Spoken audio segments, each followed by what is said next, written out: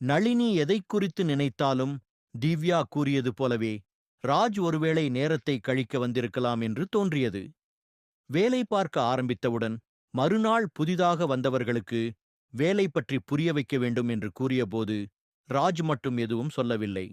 மற்ற 2 பேர், இது முன்பே நாங்கள் செய்த வேலை, ஒருவராகவே ஒழுங்குபடுத்துவோம் என்று கூறினார்கள். அந்த நேரத்தில் நளினிக்கு மேனேஜர் அழைப்பு வந்தது. அவள் பேச முடியாமல் போனாள். மாற்றுப் பருவத்தில் அனைவரும் வேலை முடிந்து கிளம்பினார்கள். திவ்யா, கொஞ்சம் காத்திருக்கவும், ஒரு கோப்பு அனுப்பிவிட்டு கிளம்பலாம் என்று கூறினாள். அதை பார்த்தவுடன் திவ்யா ஒரு தேநீர் கோப்பை எடுத்துக்கொண்டு, வா, ஒரு டீ குடிக்கலாம் என்று அழைத்தாள். அப்போது நளினி பார்த்தது, ராஜ் கீழே பார்க்கிங் பகுதியில் நின்று ஒரு மிகவும் விலை உயர்ந்த கார் எடுத்துக்கொண்டு கிளம்பிச் செல்கிறான். நளினிக்கு மீண்டும் சந்தேகம் தோன்றியது. ஆனால் திவ்யா இதைப் பற்றி கவலைப்படவில்லை. அடுத்த நாள் திட்டக்கலந்தாய்வு. அடுத்த நாள் நளினி, இன்று ராஜ் ஒரு திட்டம் பற்றி விவாதிக்கப் போகிறார். ஜூனியர் டீம் அனைவரும் காத்திருக்க வேண்டும் என்று அறிவித்தாள்.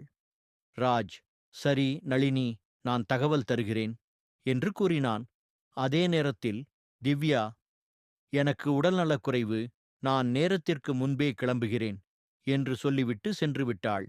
மாலை அலுவலக வாசல் திட்டக் கலந்தாய்வு முடிந்தவுடன் நளினி வெளியே வந்தபோது இருட்டிவிட்டிருந்தது.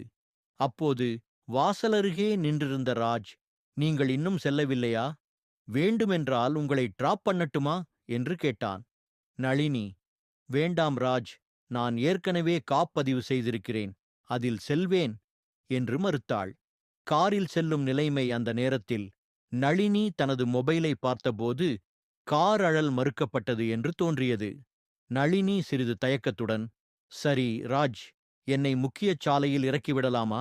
அங்கிருந்து ஆட்டோ கிடைத்துவிடும் என்றாள். ராஜ், சரி வா என்று கூறி காரின் கதவை திறந்தான்.